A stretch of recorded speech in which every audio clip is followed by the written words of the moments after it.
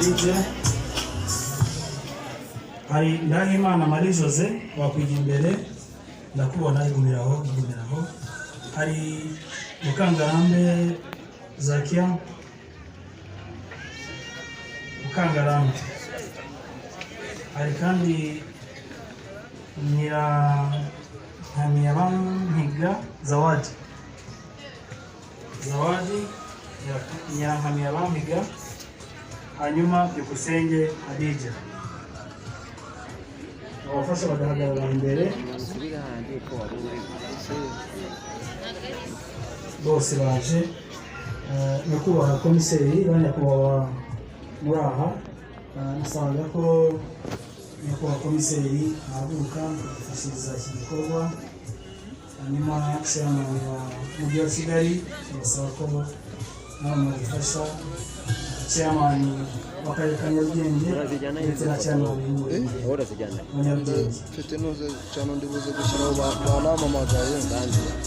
banyiri iki gikorwa nyine hari umuntu ndi kuzifatira nyine nindi akoze cyane hano protocol yabafasha ko ibihoriki Abdulaziz inde Abdulaziz muri abangaba hano nawe yaririmbye se ni umuririmbyi mu byo barerewe hari ibyo kurya ndetse n'ibiryamirwa kugira ngo wenda ushobora kuba harimo nk'umubyeyi ushobora kuba harimo abo wenda akamufotora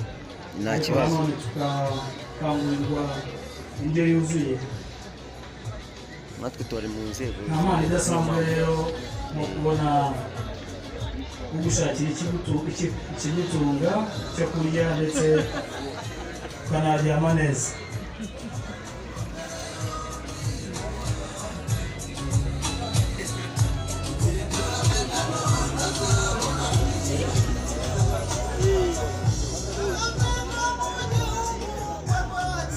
rero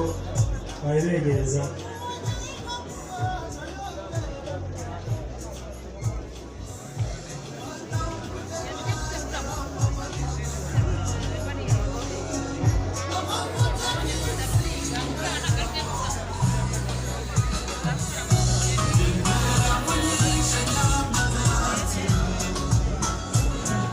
kugira ngo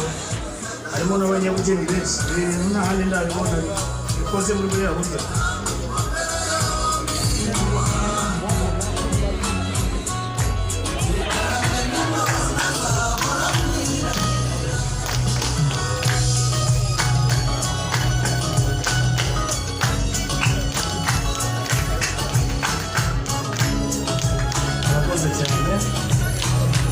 murakoze cyane nagira ngo kandi iki gikorwa niba cyarangiye kandi abona koko abayobozi basoje iki gikorwa nagira ngo tubasabe bari gufata ifoto bisubire mu myanya yabo murakoze cyane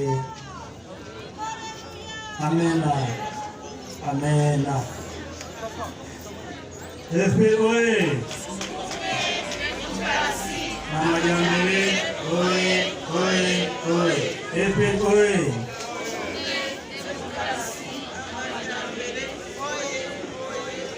mbere yuko dusangira umutsima nagira musabe wazee wa bene muze